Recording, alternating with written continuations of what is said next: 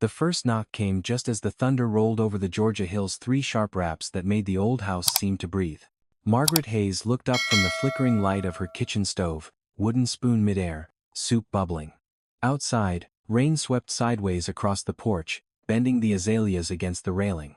Lulu, her golden retriever, raised her head and growled a deep, trembling sound that came from somewhere ancient. Another knock. Harder. Margaret's stomach clenched. She hadn't heard that sound in 20 years. The clock on the wall showed 9:17 p.m.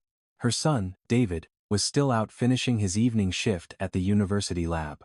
She told herself the sound was nothing more than wind against old wood, but Lulu's growl said otherwise. Then came a voice, muffled through the storm, rough and hoarse but unmistakable. "Maggie. It's me. Open up, please." For a moment, she thought her mind had played a cruel trick. No one called her Maggie anymore. Not since the day she'd stopped being someone's wife and became a mother alone. The ladle slipped from her hand, splashing soup across the stove. Lulu stood now, hackles raised, staring at the door. The porch light flickered once, then steadied. A figure stood outside, head bowed under the rain. Margaret took a slow breath, but her hands shook as she whispered to herself. "Not tonight. Lord, not tonight." The sound of a key turning in the back door startled her. David's voice echoed down the hallway. "Mom? You still up?" He stepped in, tall and lean, carrying his backpack and smelling faintly of rain and antiseptic from the lab. "You okay?" She tried to steady her tone. "Someone's here." He frowned, setting down his things. At this hour? When he reached the doorway, the outline of the man on the porch came into focus. Gray hair, soaked jacket, and a face she once knew better than her own. "Is that?" "Don't open it," she whispered. But it was too late. David's curiosity was stronger than her fear. He moved closer, pulling the curtain back an inch. The man's eyes blue, desperate, bloodshot met his. "David," the man said. "I've come a long way to see you." "Mom?" David asked softly. "Who is he?" "Nobody," she said quickly, though her voice broke. "Please, just go to your room." But David didn't move. The man outside pressed a trembling hand against the glass. "Please, Maggie. Just let me explain. I'm clean now. I'm not the same." She could taste the bitterness rise in her throat. "You said that once before, James." At his name, the man flinched. "I didn't come to fight," he said. "I just want to talk to my son." David blinked. "My son?" he repeated, his voice tightening. "You're my father?" "I used to be," Margaret said sharply. The rain grew louder, filling the silence that followed. Lulu barked once, sharp, insistent. "Please," James said again. "It's been 20 years. And you think that erases what you did?" Her words came out low but steady. "You left us in that hospital, James. You walked away because you couldn't stand the color of your own child's skin." James's face twisted. "You don't understand what that did to me. What it did to you." Margaret stepped forward, her eyes fierce. "I was the one who had to hold our baby while nurses whispered behind the curtain. I was the one who faced the world while you ran." For a moment, neither spoke. The air between them felt electric, dangerous. David's voice broke through. "What's she talking about?" James looked at him with something like sorrow. "You deserve the truth, son. You deserve to know where you come from." "He deserves peace," Margaret said. "And you can't give it." "Let me see him, Maggie. Just once. That's all I'm asking." She shook her head. "You lost that right the day you chose your pride over your family." Lightning flashed, illuminating James's face, lined, older, but still the same man who had shattered her heart. "I can't change the past," he said, voice cracking. "But I can say I'm sorry." "Sorry doesn't feed a child," she said quietly. "Sorry doesn't rebuild 20 years. James looked down. His hands trembled. "I still have the picture," he whispered, pulling a wet photograph from his pocket. It was her, younger, holding a newborn wrapped in white. "I couldn't throw it away." The photo sagged under the rain. Margaret stared at it for a long time, her eyes wet but cold. "You kept a picture," she said. "I kept a life going." David finally spoke, voice calm but sharp. "You should leave, sir." James met his gaze, searching for something: recognition, forgiveness, a reason not to disappear again. "You look like me," he said softly. "I look like my mother," David replied. Lulu barked again, louder this time, as if commanding the storm to end. James took a step back. "I'll be back," he muttered. "You can't change blood." No, Margaret said. But you can choose who's worth bleeding for. He stared at her for a long moment. Then turned away. The porch light flickered once more before going dark as his figure vanished into the rain. Margaret shut the door slowly, her palms still trembling. David stood behind her, silent. Mom, he said after a moment. I need to know the truth. She pressed her forehead to the door. You will. She whispered. But not tonight. The storm outside began to fade, replaced by the soft hum of the refrigerator and the faint ticking of the clock. Lulu lay down at her feet, head on her paws. Eyes still fixed on the door. Margaret looked at the cold soup, the wet photograph still burning in her mind, and thought. Some ghosts don't need haunting, they just need to knock once more before they disappear. The storm passed sometime after midnight, leaving behind that quiet, heavy stillness that only comes when the world is too tired to move. Margaret lay awake in the dark, staring at the ceiling where water shadows rippled faintly from the streetlight outside. Lulu's breathing was steady at the foot of the bed, a soft rhythm that should have been comforting, but her mind refused to rest. Every knock, every syllable of his voice echoed through her like a bruise that had never healed. She tried to push it aside, tried to tell herself that he was gone again, that it was over, but she knew better. James had never been a man who understood the meaning of finality. By morning, the air smelled of wet earth and coffee. Margaret moved through her kitchen on instinct, setting the pot to brew, buttering toast she didn't want. David came in quietly, still in the t-shirt he'd fallen asleep in, hair tousled. You didn't sleep, he said. Neither did you, she replied. He sat down across from her, fingers wrapped around a mug, eyes red but sharp. Was that really him? The question hit her like a second storm. She set the knife down slowly. Yes. Why'd he leave? He asked it carefully, like stepping into water he didn't trust. Margaret inhaled, then let it out through her nose. Because he thought I'd betrayed him. Did you? She looked up, meeting his gaze. No, David. I never did. The words came steady, but her hands trembled. He nodded slowly, as if that answer had always been waiting for him somewhere deep down. He said something. About my skin. About how I looked. Margaret's throat tightened. People see what they want to see. Your father saw fear. The world showed him something he didn't understand, and instead of asking questions, he ran. Because I didn't look like him, David said quietly. Because you look like yourself, she corrected. And there's nothing wrong with that. Silence filled the kitchen again. Outside, a neighbor's car started. Birds called from the dripping trees. It was all so ordinary, so relentlessly normal, that the memory of the night before felt unreal. But the photograph James had left, still drying on the counter, anchored everything back to truth. You should throw it away, David said after a while. The picture. I can't, she said. It's proof. Of what? That I survived. She poured him more coffee though he hadn't asked. He studied her for a moment. You're afraid he's coming back. He will, she admitted. Men like your father don't return for peace. They return for absolution. And what if I want to hear him out? That stopped her cold. You don't know what you're asking, she said. He hurt you before you could even speak. You told me to find the truth, he said. That truth was the only thing that doesn't rot. Well, I want mine. Margaret rubbed her temples. Truth doesn't always heal, David. Sometimes it just opens old wounds. He stood, restless, pacing near the window. I need to understand what kind of man could leave his family over something like that. The kind who can't face himself, she said. The kind who confuses guilt for punishment. He turned toward her, frustration mixing with sympathy. You still love him, he said quietly. Her face hardened. Don't mistake grief for love. He didn't push further, but the thought hung there between them like fog. Later that morning, Margaret walked to work at the small branch of Fulton Community Bank, the same one she'd worked at for nearly 2 decades. People greeted her as they always did with nods, smiles, a polite morning, Miss Hayes unaware that her world had tilted overnight. The hum of counting machines, the smell of ink and paper, the clatter of drawers grounding her to routine. But her mind kept slipping. Every reflection in a window, every shadow at the corner of her eye made her flinch. At noon, her manager and longtime friend, Henry Alvarez, noticed. You okay, Maggie? He asked, handing her a folder. You look like you saw a ghost. She gave a thin smile. Maybe I did. That ex of yours? Henry guessed. You told me if he ever showed up again, I was supposed to call the sheriff. Don't, she said. Not yet. Maggie, he warned, you can't let the past start paying you visits. It never leaves politely. I just need time, she said. He nodded slowly. You've got time. But not forever. That night, when she came home, the house felt heavier. David wasn't there yet. He'd stayed late at the lab, but the photograph was gone from the counter.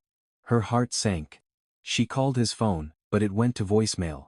Outside, the sky darkened again, thunder rolling faintly in the distance. She stood by the window, arms crossed. Lulu lifted her head from her rug, sensing tension. Eyes fixed on the driveway. A car pulled in quietly. It wasn't David's. Margaret's chest tightened. She reached for the baseball bat she kept behind the door. The knock came again, softer this time, almost polite. Maggie. A voice said, weary but calm. I just want to talk. Go away, she said, not opening. You've said enough for one lifetime. Please. Just one conversation. You had 20 years of those. I didn't understand, he said. I was scared. But I've learned things since then. You learned too late. Maybe, he admitted. But I saw the news about our son, his work, his scholarship. I wanted to tell him I was proud. Her hand trembled on the knob. Don't you dare use that word. Proud? Son. He sighed. Rain pattering softly against the porch roof. You can hate me, Maggie. I earned that. But don't make him hate me too. He made his own choice, she said. And you're lucky it was silence, not revenge. There was a long pause. You used to believe in forgiveness. James said finally. You used to pray for it every night. I still do, she said. But not for you. Footsteps retreated, slow, deliberate. The sound of his truck starting and driving away faded into the night. Margaret stayed by the door long after, her heart a slow drum in her chest. When David came home past midnight, she was still there, bat in hand, the coffee on the table gone cold. Mom? He said. He came back again, didn't he? She nodded. He will keep coming until he finds what he wants. What's that? Redemption, she said. And men who seek redemption after ruin usually bring more of it. He looked at her for a long moment, then pulled something from his backpack. The photograph. You left this on the counter, he said softly. No, she whispered, her blood running cold. I didn't. They stared at each other, realization sinking in. He hadn't taken it. James had. The room felt suddenly smaller, the night outside darker. Lulu whimpered softly, pressing against her leg. Lock the doors, Margaret said. All of them. David hesitated. Mom. Do it, she said. The thunder rolled again, distant but growing closer, and she thought not for the first time that some storms never really pass. They only learn new ways to return. The next morning brought a deceptive calm. The kind that comes after heavy storms when the sky looks scrubbed clean but the ground underneath is still soft and dangerous. Margaret stood at the kitchen window, watching sunlight bounce off the wet street. David had already left for the university, though he'd barely spoken over breakfast. The silence between them was new, thick, and she could feel the distance building like a wall.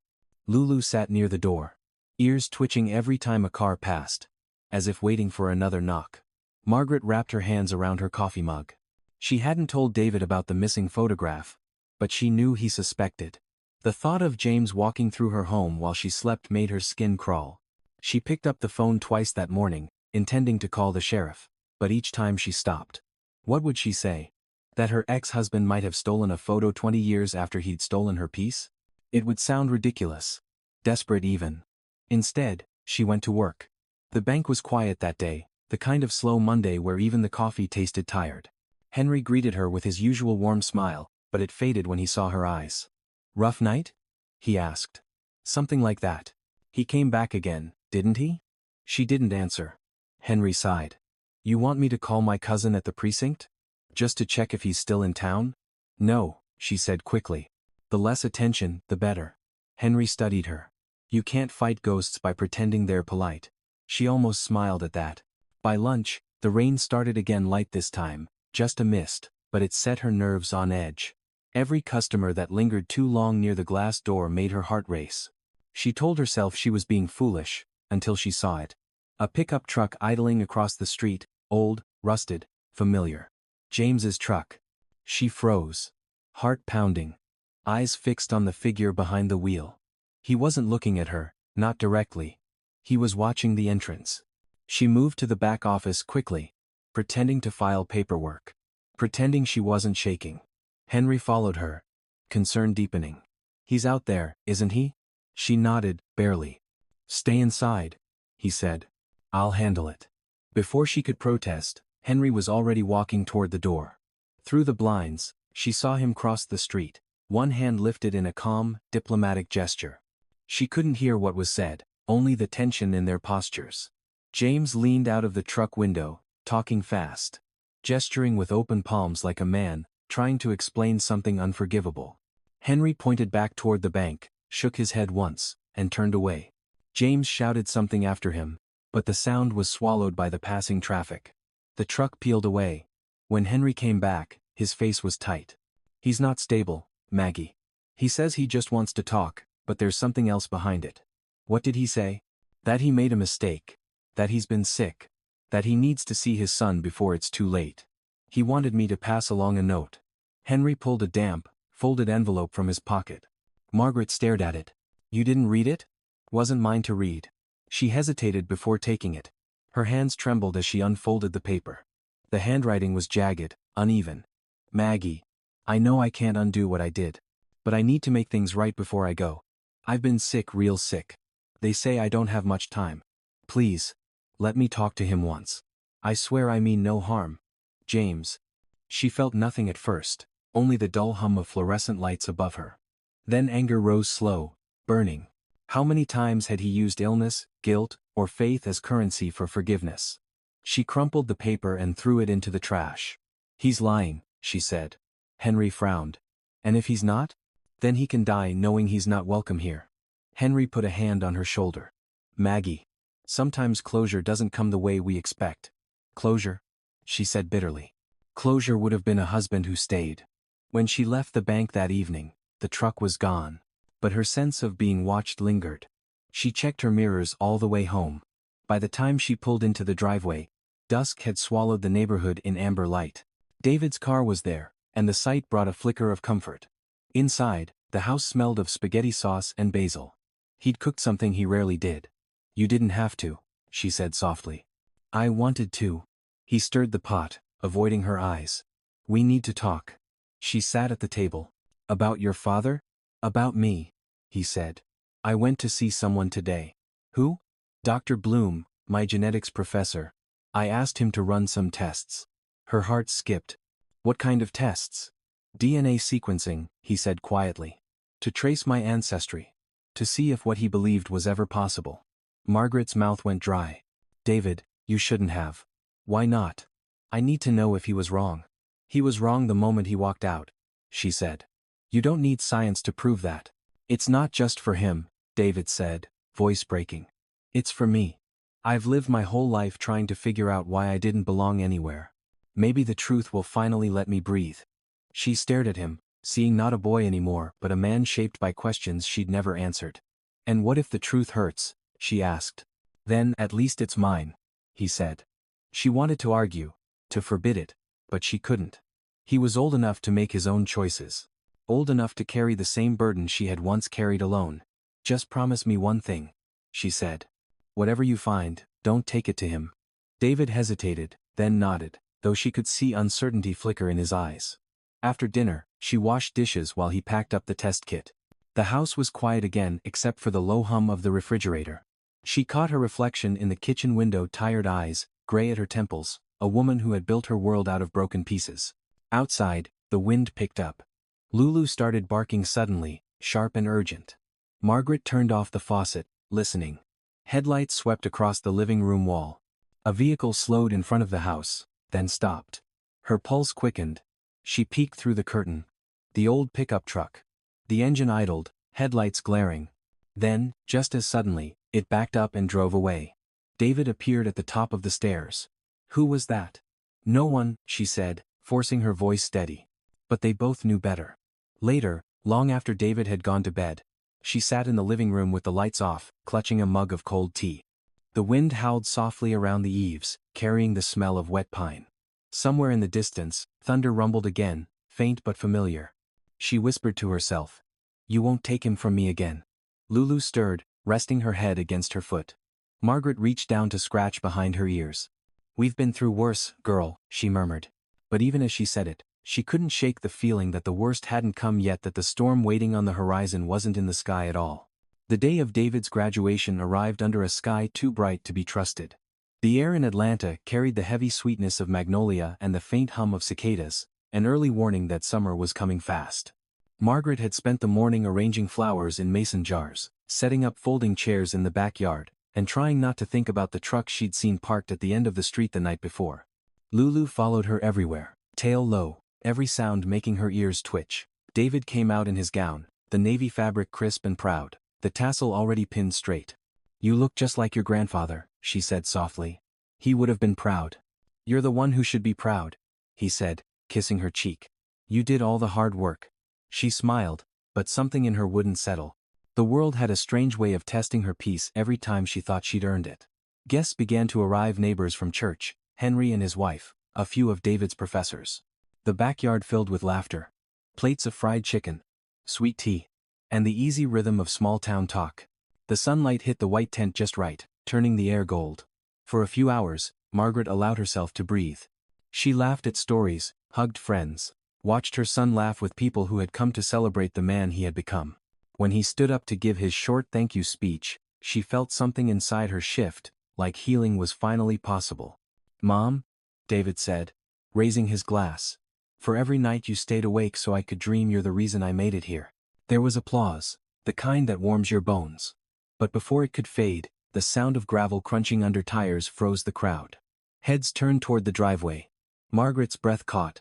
The old pickup rolled to a stop just outside the fence. James stepped out. He was thinner, almost gaunt, wearing a wrinkled button-down and a cap pulled low. The conversations around her stopped mid-sentence. Even the cicadas seemed to pause. Henry muttered under his breath, "Oh, hell." Margaret set her glass down slowly. "Stay here," she told David. But he was already moving. James raised both hands, palms open. "I'm not here to start trouble," he called out. "I just wanted to see him. Just for a minute." "You shouldn't be here," Margaret said, her voice trembling but strong. "This is his day." "It's our day," James said, taking a step forward. Lulu growled, the sound low and steady. Henry moved closer to Margaret. "You want me to call the cops?" he whispered. "No," she said. "Not yet." James looked at David, and something broke open in his face. "You made it," he said. "I'm proud of you, son." David hesitated. "Why now? After everything?" "Because I didn't understand," James said. "I let my fear poison everything good in my life. I thought I was doing what was right, but I was just running from shame." "You left," David said. "You left her to clean up your mess." James nodded, rainwater glinting in his eyes, though the sun was still shining. "I know. And I'll never stop paying for that." "Then pay by leaving us in peace," Margaret said sharply. "You don't get to rewrite history just because you're dying." Murmurs rippled through the guests. James blinked, caught off guard. "So you read the letter," he said. "You know?" "I know manipulation when I see it," she said. "You used sickness to buy sympathy." "It's not a lie," he said quietly. "The doctors gave me months. I wanted to see him one last time." "You've seen him," she said. "Now go." But James didn't move. He looked around, at the people watching, at the life that had gone on without him. "I can't walk away from this again," he said, voice cracking. "Not without saying what should have been said 20 years ago." "James," Henry said warningly. "You should go." "Please," James said, stepping closer. "Just one chance to explain." Lulu barked suddenly, sharp and frantic. At the same moment, a plate slipped from someone's hands and shattered on the patio. The noise jolted the crowd. And James flinched, turning too fast. Margaret saw the envelope fall from his jacket pocket, fluttering onto the grass. David bent to pick it up. Inside were photographs, old ones. Him as a baby. Her in the hospital bed. James holding a Bible in his wedding suit. And one more, recent, Margaret and David sitting on this very porch, taken from across the street. "You've been watching us," David said quietly, fury trembling under his voice. "No," James said quickly. "Just once. I parked outside sometimes. That's all. I wanted to know you were safe." "That's not safety," Margaret said. "That's intrusion." "I didn't mean harm," James said, panic in his eyes. "I just didn't know how to come back." "So you spied on us?" David's voice rose. The guests shifted uneasily, glancing at each other. Someone whispered.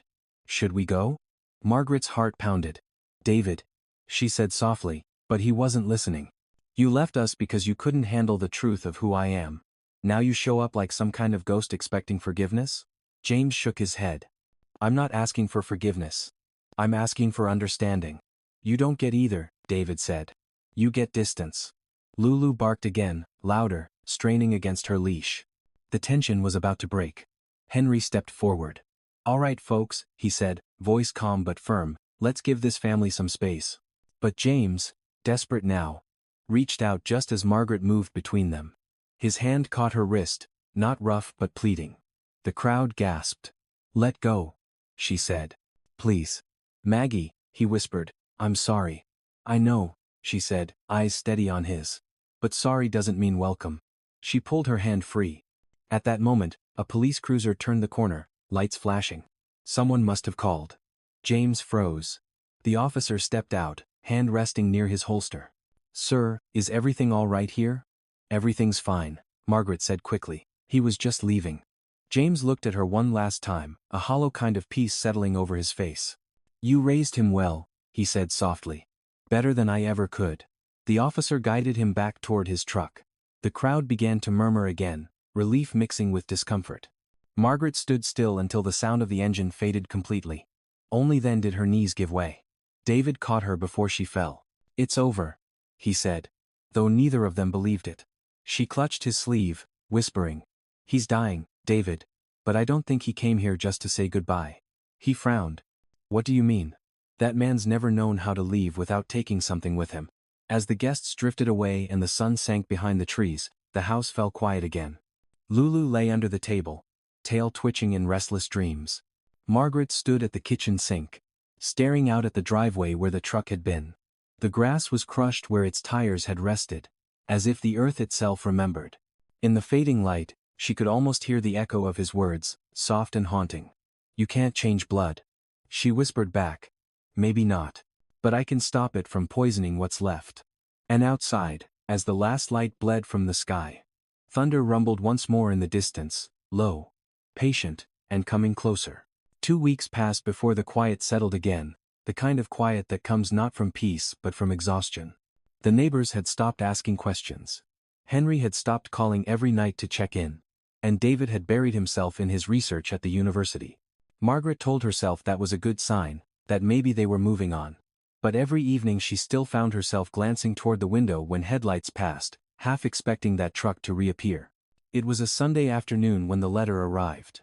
The handwriting was shaky, but the name on the return address was unmistakable: James Carter. The envelope was stamped from a small hospice center on the outskirts of Macon. Margaret stood at the mailbox for a long time, the sun burning the back of her neck. She wanted to throw it away, let it rot there beside the bills and catalogs. But something in her, the same stubborn curiosity she'd always despised in him, made her open it. Inside was a single page. Maggie, I don't have much time left. I never meant to ruin your peace. I just wanted the boy to know I loved him, even if I didn't know how to show it. I've asked to see him before I go. I want to tell him the truth about that night. About what I saw and what I believed. It wasn't what I thought. Please let him come. I need to set it right. James. She read it twice, then folded it back into the envelope and slipped it into her apron pocket. All afternoon, she moved through the motions of cleaning the house, her mind repeating the words, until they lost their shape. By the time David came home that night, she was sitting at the table, the letter beside her, untouched dinner growing cold. What's that? He asked. She didn't answer. Mom? She pushed it toward him. It's from your father. He hesitated before picking it up, scanning the words. When he finished, he leaned back, expression unreadable. So he's dying, he said flatly. He wants to see you, she said. He wants to talk. Talk? David gave a humorless laugh. He's had 2 decades for that. He says there's something you need to know. What could possibly matter now? The truth, she said quietly. Whatever it is, maybe you should hear it, he frowned. You're the one who told me to keep the door closed. And I meant it, she said. But doors aren't meant to stay locked forever. Sometimes they rot that way. He looked at her, and she saw the conflict flicker across his face: the son who wanted answers, and the man who didn't want to betray his mother. You want me to go? He asked. I want you to decide for yourself. she said. But if you do, don't go there alone. 2 days later, David drove south toward Macon, the landscape shifting from suburban sprawl to long stretches of pine forest and red dirt roads. The hospice center was a low, white building with peeling paint and the faint smell of antiseptic. Inside, an orderly led him to a small room where James sat by the window, a blanket over his legs, his face thin but alert. When he looked up and saw David, something like relief flickered in his eyes. "You came," he said softly. "Your mother didn't want you to." "She didn't stop me either," David said. "Why'd you call me here?" James gestured to the chair beside him. "Sit, please." David hesitated, then Saturday. For a moment, neither spoke. The steady beep of a monitor filled the silence. James reached for the nightstand and pulled out a small envelope, yellowed with age. "This is the DNA test I took after you were born," he said. "I never told anyone. Not even your mother." David's brow furrowed. "Why?" "Because I was too ashamed to admit I'd been wrong," James said. "The test wasn't what I expected. It showed something strange. It said you were mine, but with markers that didn't make sense. I thought it was a mistake. I convinced myself the lab had mixed it up." "So you left," David said bitterly. "Instead of asking questions, you ran." James nodded weakly. "I ran from what I didn't understand. The doctor tried to explain it, something about genetic variation, pigment expression, but I didn't want science. I wanted certainty. And certainty is dangerous when it's built on fear." He coughed, a wet, rattling sound. "I've been reading lately, about a condition, mosaicism. Maybe that's what it was. You got some cells that made you darker, but you were mine all along." David stared at him, the words slow to sink in. "You destroyed everything because of that?" "Because of my ignorance," James said. "I thought the world would laugh at me, call me weak, say I was raising another man's child. I let pride ruin everything." David sat back, anger and sorrow twisting together. "You're saying all this now because you're dying." "I'm saying it because I don't want to die with a lie," James said. "I want you to tell your mother I'm sorry, not just for leaving, but for what I made her carry." David stood, pacing to the window. Outside, the sun dipped low, throwing long orange light across the floor. "She doesn't need your apology," he said. "She built a life without it." "And you?" James asked. "What do you need?" David looked at him, eyes steady. "The truth. That's all." "Then you have it," James whispered. "You're my son, David. Always were." The monitor beeped faster, his breath shallow. "Don't let my shadow fall on her anymore." David wanted to feel something, rage, grief, anything, but all he felt was emptiness. "Goodbye, James," he said. "Goodbye, Dad," James whispered, and closed his eyes. By the time David returned home, the sky had turned the color of bruised peaches. Margaret was sitting on the porch, rocking slowly. Lulu asleep at her feet. When she saw his face, she knew. "He's gone," she said. "Not yet," David said. "But soon." He sat beside her, the envelope still in his hand. "He told me everything. About the test, about what really happened." She looked at the paper like it was poison. "Did it change anything?" "It changes how I see him," David said. "Not who he was, but why he became that way." "That man didn't need reasons," she said. "He needed a heart." "Maybe," he said. "But he gave me the truth, finally." She stared into the distance, her hands folded in her lap. "Truth can be crueler than lies, David. Or kinder," he said. He reached into his jacket and handed her the old test results. She didn't open them. "I don't need proof," she said. "I never did. He wanted me to tell you he was sorry." "Sorry's a word people use when they've run out of actions," she said. "But I'll take it." She leaned back, closing her eyes as the wind stirred the chimes above them. "Maybe now we can rest." The next morning, a call came from the hospice. James Carter had passed in his sleep. Margaret hung up, staring out the window at the soft Georgia light spreading over the yard. Lulu barked once, sharp and short, then settled down again. "It's done," she said to herself. But even as she said it, she knew that the echo of his name would linger, not as pain, but as proof. Proof that even the worst storms eventually tell their secrets before they fade. The funeral was small, quiet, and mercifully short. The chapel in Macon smelled of lilies and dust, sunlight spilling through the stained glass windows in thin strips of color. There were only a handful of people there, an orderly from the hospice, a minister, and Margaret with David beside her.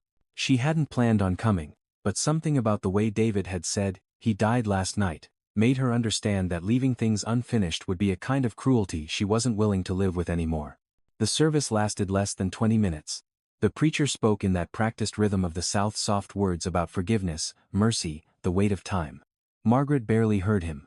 She stared at the coffin, polished but plain, and thought of how strange it was that a man who had brought so much noise into her life should now lie inside a box so quiet. When it was done, she placed a single white magnolia on the wood and whispered, "You should have stayed long enough to learn what love looks like." As she turned to leave, David stayed behind for a moment, his hand resting on the edge of the coffin. "Goodbye," he said softly. Not to the man he'd met in that hospice room, but to the shadow that had haunted every silence in their home. On the drive back to Atlanta, neither spoke for a long time. The highway shimmered in the heat, and the smell of pine drifted through the open windows. Margaret finally said, "He told you the truth. Now you've seen who he was." "Yes," David said. "And I think he saw it too at the end. That doesn't erase what he did." "No," he said. "But maybe it explains it." She nodded faintly. "Explanation isn't the same as absolution." "I know," he said, glancing out the window. "But I don't think he was asking for it." When they reached home, the house felt different, somehow lighter, though nothing had changed. The air carried that late afternoon stillness of early summer, when the world holds its breath between storms. Margaret went straight to the backyard.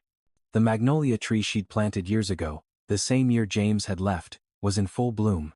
She ran her fingers over the petals, their texture like silk and memory. "He's gone," she said quietly. "Truly gone this time." David joined her, setting down a small wooden box. "I brought this from his room," he said. Inside were a few old photographs, a rusted lighter, and a folded piece of paper. She unfolded it carefully. It was another letter. Unfinished. "Maggie, I never learned how to be brave when it mattered. I hope the boy grows up to be everything I wasn't. If you ever read this, I hope you've forgiven yourself for the things I made you carry." She folded it back, her throat tightening. "He was still trying to make peace with ghosts," she said. "Maybe he finally did," David replied. They buried the letter under the magnolia tree, beside the roots that had dug deep through 2 decades of storms. When the soil was smoothed over, Margaret looked up at the branches swaying overhead. "Funny," she said. "He used to hate this tree. Said the petals looked like pieces of porcelain too delicate to survive a hard rain. And yet it did," David said. She smiled, a sad, weary smile. "So did we." Days turned into weeks. Life, stubborn and ordinary, kept moving forward. The letters from the hospice stopped. The truck was never seen again. Margaret went back to work at the bank, where Henry greeted her with his usual coffee and kindness. "You look lighter," he said one morning. "Like someone finally turned off the thunder." "Maybe," she said. "Or maybe I just stopped listening to it." That night, she found David sitting on the porch, laptop open, the glow lighting his face. "You're still working?" she asked. "Not work," he said, "writing." "About what?" "About us," he said. "About what happens when truth comes knocking after 20 years. Be careful," she said with a half smile. "Stories like that tend to hurt before they heal." "I know," he said. "But maybe someone else needs to hear it." She sat beside him, the wood creaking softly beneath them. The air was thick with the scent of honeysuckle. For a while, they just sat in silence, listening to the crickets. "Do you ever think about forgiveness?" David asked. "Every day," she said. "But I've learned it's not about letting someone off the hook. It's about not letting them keep dragging you underwater." "So, you forgive him?" She thought about it for a long moment. "I don't know if I forgive him," she said. "But I no longer hate him." "That's close enough." He nodded slowly, closing the laptop.